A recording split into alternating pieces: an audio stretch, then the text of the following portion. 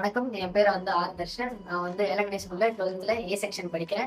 இன்னைக்கு எங்க ஸ்கூல்ல காயின் எக்ஸ்போ கண்டக்ட் பண்ணாங்க.